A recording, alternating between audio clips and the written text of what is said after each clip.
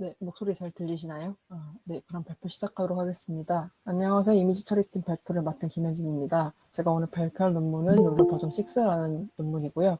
발표에는 이미지 처리팀의 총 4분께서도 도움을 주셨습니다. 발표 순서는 다음과 같습니다. 먼저 욜로란 무엇인지 간단한 인트로덕션을 소개해드리고, 두 번째로 앵커박스나 IOU 같이 기본적인 백그라운드 지식에 대해서 간략히 설명해드리고자 합니다. 그 다음으로는 욜로 버전 6의 아키텍처에 대해서 말씀드리고, 그리고 어떤 점이 변화되었는지 설명을 드린 다음에, 그리고 네 번째로 이 욜로 버전 6를 이용한 실험과 그 결과, 그리고 마지막으로는 동일한 저자가 2023년에 발표했던 욜로 버전 6 버전 3.0에 대해서 간략히 소개해드리고 발표를 마무리하도록 하겠습니다. 먼저 욜로는 다들 아시다시피 객체 탐지 영역에 널리 쓰이고 있는 알고리즘입니다. 클래시피케이션과 로컬라이제이션 문제를 각각 수행하는 투 스테이지 디텍션 방식 대신에 이 두 개를 동시에 수행하는 원 스테이지 디텍션 방식으로 2015년에 조셉 레드몬이라는 사람에 의해 처음 등장했습니다. 욜로라는 이름 그대로 알 수 있듯이 이미지 전체를 한 번만 보기 때문에 기존 RCNN 기법처럼 이미지를 여러 장으로 분할해 여러 번 분석하는 행위를 하지 않고 원본 이미지를 그대로 사용하기 때문에 실시간으로 객체 검출이 가능하다는 큰 장점이 있어 널리 활용되고 있습니다. 앞서 말한 원스테이지 디텍션에 대해서 조금 자세히 살펴보자면 욜로는 인풋 이미지를 그대로 가져와서 왼쪽처럼 S/X 크기로 그리드 영역을 나눕니다. 그 후 각 그리드 영역에 대해서 어디에 사물이 존재하는지 바운딩 박스와 그 바운딩 박스에 대한 컨피던스를 예측합니다. 동시에 가운데 아래 그림과 같이 해당 그리드 영역이 어떤 사물인지에 대한 클래시피케이션 작업을 수행하게 되고, 컨피던스가 높은 바운딩 박스만 남기고 이제 낮은 바운딩 박스는 지워주고 non maximum suppression, 즉 NMS 알고리즘을 이용하여 이 박스를 지워주게 됩니다. 그럼 최종적으로 오른쪽 그림과 같이 바운딩 박스와 물체에 대한 정보, 즉 로컬라이제이션과 클래시피케이션 작업이 수행된 오브젝트 디텍션 수행 결과가 나타나게 됩니다. 욜로 알고리즘은 앞서 말씀드렸듯이 2015년에 버전 1을 시작으로 거의 매해 다양한 버전이 소개되고 있습니다. 단순히 버전 숫자만 늘리는 것이 아니라 각 특징으로 이름을 붙이는 경우도 있고,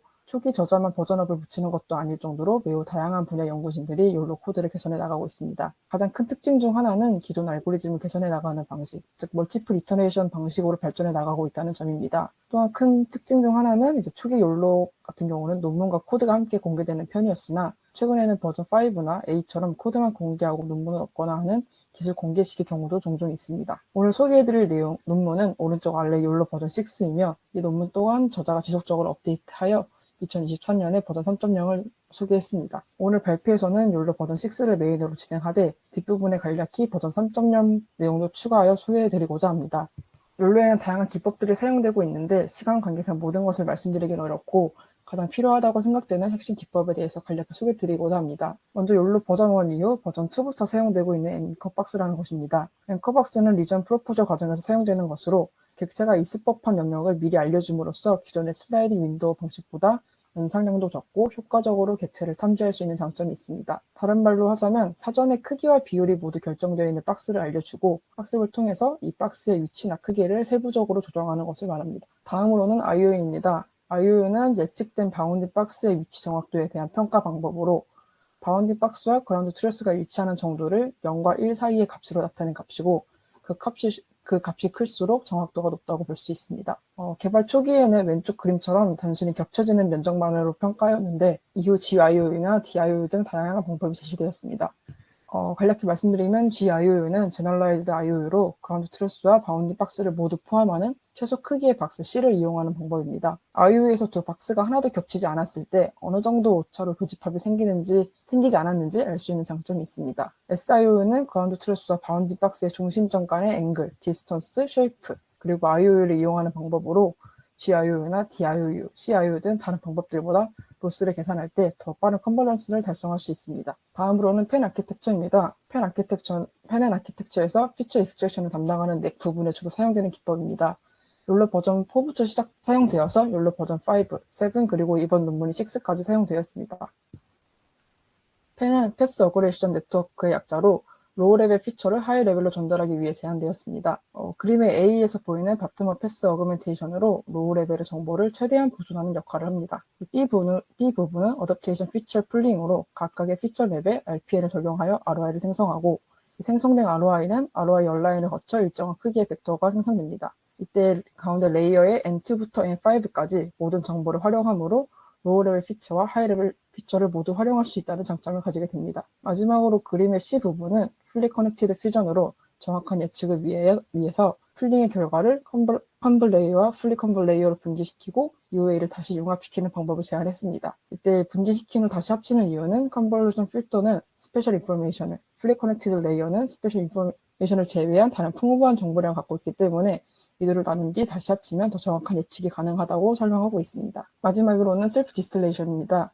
셀프 디스틸레이션은 2024년 NIPS에 제출된 Distilling the Knowledge in a Neural Network라는 논문에서 실시된 개념입니다. 이것의 목적은 티처 네트워크라는 미리 잘 학습된 큰 네트워크 지식을 실제 사용하고자 하는 스튜던트 네트워크에 전달하는 것입니다. 예를 들어서 핸드폰에 딥러닝을 이용한 어플리케이션을 사용하고 싶을 때 몇 기가의 메모리를 필요로 하는 모델을 사용하려면 핸드폰 자체의 CPU 성능만으로는 사용하기 어려운 경우가 많습니다. 이때 작은 네트워크, 즉 그림의 스튜던트 네트워크도 티처 네트워크만큼 비슷한 성능을 낼 수 있도록 학습 과정에서 티처 네트워크의 지식을 스튜던트 네트워크에 전달하여 성능을 높이겠다는 목적을 갖고 있다고 할 수 있습니다. 이때 로스 펑션은 왼쪽 아래 수식과 같이 있으며 좌측 항은 스튜던트 네트워크의 분류 성능에 대한 로스로, 그라운드 트루스와 스튜던트의 분류 결과 차이를 크로스 엔트로피 로스로 계산합니다. 그리고 오른쪽 항은 그림의 노란 영역에 해당하며 티처 네트워크와 스튜던트 네트워크의 분류 결과 차이를 나타내는 항으로 각 네트워크의 아웃풋을 소프트맥스로 변환하고 그 변환된 값의 차이를 크로스 엔트로피 로스로 계산합니다. 혹시 여기까지 질문 있으실까요? 네, 발표 진행하겠습니다. 이제 오늘 소개해드릴 욜로 버전 6의 목표는 제목에서 알 수 있듯이 산업 분야에 다양한 시나리오 적용할 수 있는 네트워크 라인을 재구성하는 것입니다. 저자는 모델의 크기에 따라 소형 모델과 대형 모델 두 가지를 제시했으며 이에 맞는 블록을 구성하여 제시하였습니다. 다양한 크기의 모델을 수용하기 위해 두 개의 재매개 변수가 가능한 백본과 넥을 제시하였고 헤드 부분에는 하이브리드 채널 전략을 사용하는 디커블드 헤드를 사용했습니다. 또한 저자는 라벨 어사이먼트, 로스 펑션, 데이터 어그멘테이션에 대해 다양한 디텍션 테크닉을 적용해보고 가장 성능이 좋은 걸 선택하는 방식으로 연구를 진행했습니다. 먼저 네트워크 구조를 구성 요소 하나씩 설명드리고자 하는데요.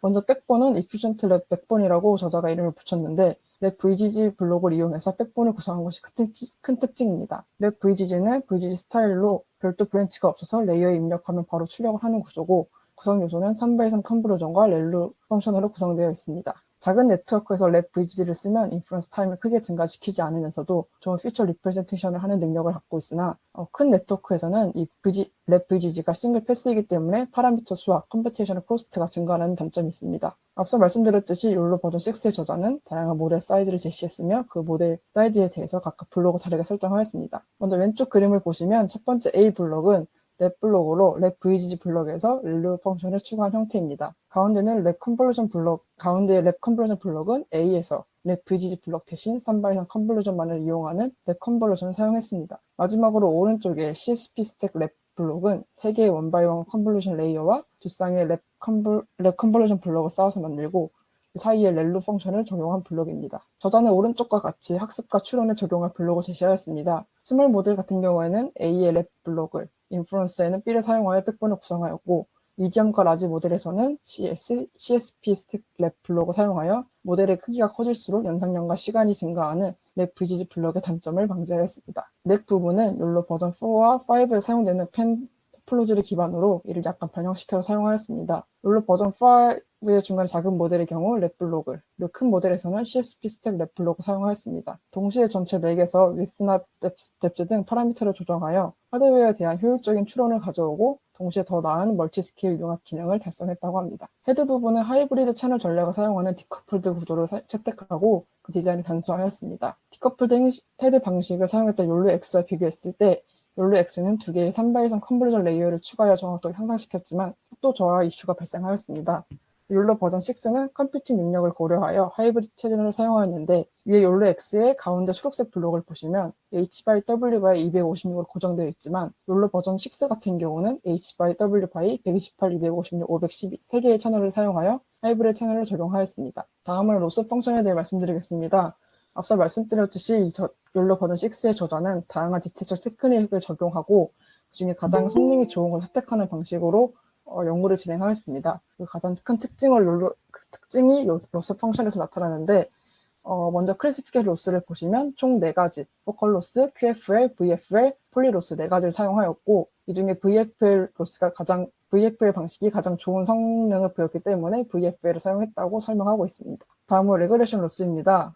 레그레션, 박스 레그레션 같은 경우는 앞서 말씀드렸던 GIU와 SIU, CIU 세 개를 비교하였으며 GIU 같은 경우는, SIU 같은 경우는 N과 T 모델에서 좋은 성능이 나타났기 때문에 적용하였고 그 외 모델에서는 GIU 방식을 채택하였습니다. 그리고 Probability Regression에서는 DF의 기법을 적용하였을 때 N과 L 모델에서 가장 좋은 성과를 보였기 때문에 이 방식을 채택했다고 합니다. 마지막으로 오브젝트 로스에서는 FCOS라는 방식을 사용하였으나 긍정적인 효과가 나타나지 않고 부정적인 효과만 나타났기 때문에 사용하지 않았습니다. 그리고 욜로 버전 6는 욜로 X처럼 앵커 프리 기법을 채택하였습니다. 앵커 베이스 디텍션은 앞서 말씀드렸듯이 많은 앵커 박스를 미리 지정해 두고 CNN을 통과 퓨처 맵들이 바운디 박스를 예측하는 데 쓰입니다. 이 방법의 단점은 이제 바운디 박스의 스케일을 3개만 고려해도 수많은 앵커들이 생성되고 이에 따라 그라운드 트루스와 이 예측값을 비교하는 RU의 연산량이 크게 늘어난다는 점입니다. 또한 이때 중복된 박스를 제거하는 NMS 과정도 요구되기 때문에 연산량은 더더욱 늘어난다고 할 수 있습니다. 더욱이 사전에 지정되는 앵커는 사람의 물체의 특정한 형태를 가정하고 설계했기 때문에 크게 벗어나는 물체에 대해서는 효과가 낮다는 단점도 있습니다. 앵커 프리 방식은 좀 더 단순한 아키텍처 형태로 물체를 감지하려는 시도로 개발되었습니다. 엄밀히 따지면 롤러 버전 1도 앵커 프리 아키텍처였지만 당시에 제시되었던 앵커 베이스드 모델과 비교했을 때 성능이 매우 낮았기 때문에 당시에는 크게 주목받지 못했습니다. 앵커 프리 방법은 한 점을 예측하고 그 점에서 그라운드 트루스까지의 거리를 학습하는 방법이며 어떤 점을 기준으로 하냐에 따라 포인트 베이스 또는 키포인트 베이스로 나눌 수 있습니다. 본 논문에서는 욜로 X와 동일하게 포인트 베이스 방식을 채택했으며 앵커 포인트에서 바운딩 박스의 4변까지의 길이를 사용하여 박스 레그레션을 수행하도록 했습니다. 오른쪽 사진을 보시면 한 점에서부터 바운딩 박스까지의 경계까지의 거리를 L, T, R, B로 표현하고 거기에 클래스 스코어를 결합하여 학습을 시킵니다. 그리고 별개로 무한정으로 학습되는 것을 방지하기 위해 어느 정도 최소 거리값을 주는 방법도 소개된 경우가 있습니다. 다음으로는 라벨 어사이먼트입니다. 라벨 어사이먼트는 어떤 것이 포지티브고 네게티브인지 데이터의 그라운드 트루스를 할당해 주는 것입니다. 앵커 프리 방식은 그라운드 트루스 박스 중앙 부분을 포지티브로 처리하는데 이때 발생할 수 있는 문제점은 하나의 지점이 여러 박스 내부에 존재할 때입니다. 이럴 경우 포인트 바이 포인트가 아닌 글로벌 라벨링이 필요한데 리세심, OTA 등 다양한 방법이 사용될 수 있습니다. OTA는 옵티멀 트랜스포테이션 알고리즘의 약자로 최적화 문제를 해결하는 방법으로 심 OTA는 OTA에서 추가 파라미터를 줄이는 방법으로 저자가 제시했던 초기 욜로 버전 6에 사용하였으나 훈련 시간이 증가하기 때문에 사용하지 않았다고 합니다. 추가로 저자가 라벨 어사이먼트에 사용한 방법은 태스크 얼라이먼트 러닝이라는 기법인데 이 기법은 포인트 베이스드 앵커 프리 방법을 사용할 때 바운딩 박스가 틀어지는 것을 보완할 수 있습니다. TOD의 논문의 일부로 클래시피케이션 스코어가 프레딕티드 박스 퀄리티를 합치는 방식으로 클래시피케이션과 로컬레이션을 같이 진행한 후 이후에 분리하는 방법입니다. TL 방법은 원스테이지 디텍터의 헤드 부분에 적용하기 위해 제한된 방법이고 두 가지 태스크인 클래시피케이션과 로컬라이제이션의 이터레이션을 상승시키고 얼라이먼트 학습에 대한 디텍터 능력을 향상시킨다는 장점이 있어 이 저자가 채택하였다고 합니다. 이 외에도 저자는 다양한 기법들을 사용하였는데요. 제가 생각하기에 나머지 부분들은 이 논문에 큰 중요도가 없다고 생각하기 때문에 간략히 정리하였습니다. 좀 더 트레이닝 에폭인데 이 저자는 실험적으로 결과를 보여줘서 300에서 400 에폭 정도를 트레이닝하면은 가장 좋은 실험값이라고 제시를 했습니다. 그리고 컴퓨테이셔널 코스트를 유지하면서 어큐레시 증가를 시키기 위해 셀프 디스틸레이션을 도입하였고 이때 사용한 방식은 KL 다이버전스를 이용하였습니다. 그리고 욜로 버전 5와 같이 하프 스트라이드 그레이 보더를 추가하였는데 이 방법은 가장자리 근처에 위치한 객체를 탐지하는 데 도움이 된다고 합니다. 그리고 스피드 향상을 위해서 퀀타이제이션 기법을 적용하였습니다. 저는 이제 로스 펑션과 비슷하게 PTQ와 QAT 방법을 비교했는데 PTQ 같은 경우는 성능 향상이 없었고 QA 같은 경우는 성능 향상이 있었기 때문에 QAT를 채택했다고 소개하고 있습니다. 혹시 여기까지 질문 있으실까요? 네, 그럼 계속 진행하겠습니다. 다음으로는 이제 욜로 버전 6의 실험과 결과입니다. 욜로 버전 6는 이제 모델의 크기별로 다른 아키텍처를 제시했기 때문에 욜로 모델의 크기에 따라서 성능을 비교했습니다. 오른쪽 표를 보시면 이제 같은 색깔의 박스가 비슷한 크기의 모델을 나타내고 있는데 이 저자는 이제 대부분 다 성능이 좋다고 얘기를 하고 또 특정 S나 M 모델에 대해서는 좀 스피드도 빨라졌다라고 강조를 하고 있습니다. 다음으로는 어빌레이션 스터디입니다. 먼저 백본과 넥 부분인데요. 먼저 왼쪽의 백본 구조를 보면 싱글 패스 구조인 욜로 버전 6 N 모델의 성능이 좋게 나타나는 것을 볼 수 있습니다. 블록 수나 파라미터 수는 멀티 브랜치 블록이 많으나 메모리가 적고 병렬 처리를 통해서 이제 N 모델에서도 더 좋은 성능을 이끌어냈습니다. S는 투블록 스타일의 인데 이때 싱글 패스를 적용한 값과 비슷한 성능을 보이고 있으나 M이나 L 모델처럼 큰 모델에서는 멀티 브랜치가 더 좋은 성능을 보이고 있음을 확인할 수 있습니다. 그리고 M과 L 모델에서는 채널 코에피션트에 대한 스터디도 짧게 소개되었는데 M 모델에서는 3분의 2가, L 모델에서는 2분의 1이 더 적합하다는 결과를 보여주었습니다. 오른쪽 표는 넥 부분에 대한 스터디이며 넥의 위스와 뎁스의 영향을 분석하여 표로 나타내었습니다. 분석 결과 슬렌더한 넥 구조가 넓고 얇은 와이드 앤 샬로우 모델보다 0.2% 정도 더 성능이 좋다고 보여주고 있습니다. 그리고 다음으로는 이제 활성화 함수 부분입니다. 최근에는 활성화 함수로 실루가 많이 쓰이고 있으나 이제 겨자가 강조하고 있는 인더스트리얼 애플리케이션 측면에서는 렐루가 스피드 어드밴티지를 많이 가지고 있습니다. 저자는 랩 컨볼루션과 일반적인 컨볼루션의 영향, 그리고 렐루, 실루, 렐루의 영향을 비교했습니다. 저자가 말하기에는 AP가 가장 높은 건 이제 컨볼루션과 실루의 조합이지만 FPS와 트레이드 오프를 했을 때 가장 적합한 것은 랩 컨볼루션과 렐루의 조합이라고 평가했습니다. 그리고 추론 속도를 향상시킬 목적인 NTSM 모델에서는 랩 컨볼루션과 렐루의 조합을, 그리고 성능 향상이 목적인 L 모델, 라지 모델에 대해서는 컨볼루션과 실루의 조합을 추천하였습니다. 오른쪽에 라벨 어사이먼트에 대해서 아까 ATSS와 SIMOTA에 다양한 기법에 대해 성능을 비교했는데 앞서 말씀드린 것과 같이 TAL 기법을 적용했을 때 가장 성능이 좋게 나타나는 것을 보여주고 있습니다. 다음으로는 로스 펑션입니다. 저자는 NSM 모델에 대해 각 로스에 대한 어블레이션 스터디를 수행했습니다. 스페시피케이션에서는 VFL이 가장 좋은 성능을 보였고 우측의 레그레션 로스에 대해서는 N과 S 모델에 대해서 SIOU가 제일 적합하다고 보였고 그리고 M 모델에서는 CIOU가 가장 좋은 성능을 보였다고 보여주고 있습니다. 왼쪽 표에서는 프로빌리티 로스에 대해 말하고 있는데 DFL이 모든 모델에서 성능 향상은 있으나 속도가 현저히 떨어지고 속도 저하가 작은 모델에서 더 두드러지게 나타났습니다. 그래서 저자는 M과 L 모델에서만 DFL 모델을 사용했습니다. 마지막으로 오브젝트 로스는 모든 모델에서 부정적인 효과를 보였기 때문에 앞서 말씀드렸다시피 본 논문에서는 해당 로스탐을 사용하지 않았습니다. 혹시 여기까지 질문 있으실까요? 좀 더 남아 있습니다. 예. 다음으로는 이제 버전 3.0, 동일한 저자가 2023년에 발표한 버전 3.0에 대해 간략하게 소개해드리도록 하겠습니다. 버전 3.0은 이제 2023년 1월에 동일한 저자가 발표한 논문으로 롤러 버전 6에서 약간의 수정을 거친 모델로 저자가 논문으로 이거를 발표했다는 점이 큰 특징점입니다. 모델에서 큰 특징점으로는 BIC와 AAT 전략을 적용했으며 백본과 넥 부분에 더 딥한 스테이트를 만들었다고 합니다. 그리고 기존 KL 다이버전스가 아닌 새로운 셀프 디스틸레이션 전략을 적용한 것이 큰 특징점입니다. 아래 그래프를 보시면 버전 3.0이 초기 버전 6보다 나중에 나온 욜로 버전 8A 보다 더 성능이 우수하다고 보여주고 있습니다.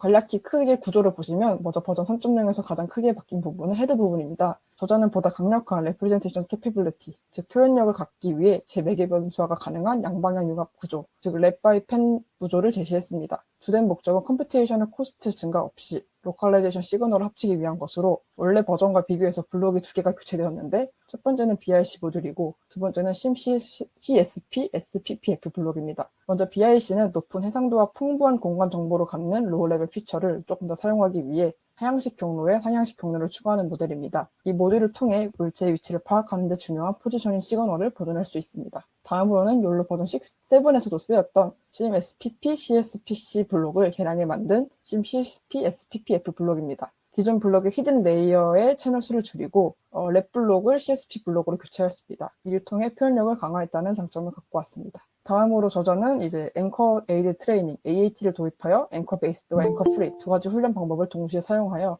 두 가지 방식의 각각의 장점을 사용했습니다. 이를 통해 모델 탐지의 정확도가 향상되었다고 소개를 하고 있습니다. 이 두 개를 모두 사용하는 근거로는 오른쪽 첫 번째 표를 보시면 앵커 베이스드와 앵커 프리를 채택했을 때 전체 평균 MAP는 비슷하지만 표에는 SML 모델에 대해서는 앵커 베이스 방식이 조금 더 좋은 성능을 보여줌을 확인할 수 있습니다. 이를 통해 저자는 앵커 베이스 모델이 앵커 프리에 비해 추가적인 성능 향상을 가져올 수 있을 거라고 판단했습니다. 왼쪽 그림과 같이 클래시피케이션과 레구레이션 헤드에 앵커 베이스드 억실러리를 추가하여 각각의 로스를 계산한 후 앵커 프리는 앵커 프리끼리, 앵커 베이스는 베이스끼리 합쳐서 로스를 각각 계산합니다. 이 방식은 학습에만 사용하고 추론 시에는 사용하지 않도록 하여 추론 시간을 늘리지 않고도 성능 향상을 이끌어냈습니다. 마지막으로는 이제 저자는 스몰 모델의 성능을 높이기 위해 기존 DFL 대신에 DL 기법을 이용한 셀프 디스틸레이션 방식을 제안하였습니다. 학습 중에는 레구레이션 브랜치의 DFL을 억실러리 레구레이션 브랜치로 바꾸고 추론에는 추론 속도를 위해서 이걸 사용하지 않고 제거하였습니다. 이를 이용하는 이유는 DFL은 레구레이션 브랜치에서 추가 파라미터를 요구하는데 이것이 추론 시간을 증가시키는 주 원인이기 때문에 이 저자는 추론에서는 사용하지 않았습니다. 이때 스튜던트 모델은 네이브 레그레션 브랜치와 인핸스드 레그레션 브랜치를 동시에 사용하지만 티처 모델은 억실러리 브랜치만 사용한다는 특징이 있습니다.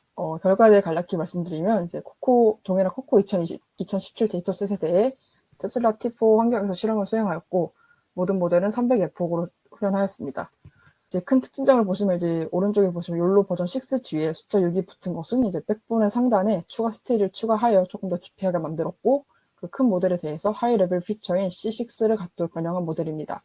결과를 비교하자면 N 모델은 욜로 버전 5나 7의 작은 모델에 대해서 AP가 약 9.5%와 4.5% 증가했다고 합니다. 그래서 이 외에도 N 모델과 L 모델에 대해서도 이전 모델들과 비교해 더 좋은 성능을 보이고 특히 주목할 만한 점은 욜로 버전 5 시리즈와 비교했을 때 욜로 버전 6, 버전 3.0이 비슷한 성능을 내지만 더 레이턴시가 모든 모델 사이즈에 대해서 좋게 나타났다는 점입니다. 마지막으로 결론입니다. 이제 욜로 버전 6는 제목에서 알 수 있듯이 이제 산업적인 적용을 위해서 이제 퍼포먼스와 스피드에 약간 트레이딩 오프하는 방식을 제안하였습니다. 그 다양한 시나리오에서 사용할 수 있도록 다양한 모델을 제시하였고 각각 모델에 다른 파라미터를 적용하였습니다. 그리고 다양한 디텍션 테크닉을 적용하여 각각 성능을 검증하였고 가장 좋은 성능을 나타내는 것을 채택하는 방식으로 연구를 수행하였습니다. 그리고 버전 3.0은 이제 네트워크 구조와 트레이닝 시스템을 조금 수정한 방식으로 특히 리얼타임 오브젝트 디텍션에서 현재 소타를 찍고 있습니다. 개인적으로 약간 견해를 붙이자면은 이제 욜로 기술 기법 같은 경우는 이제 조금 더 아카데믹한 발전보다는 조금 더 상업적인 커머셜한 방향으로 개발이 진행되고 있다고 좀 개인적으로 느낌을 받았습니다. 마지막으로 질문 있으실까요? 네, 이상으로 발표를 마치겠습니다.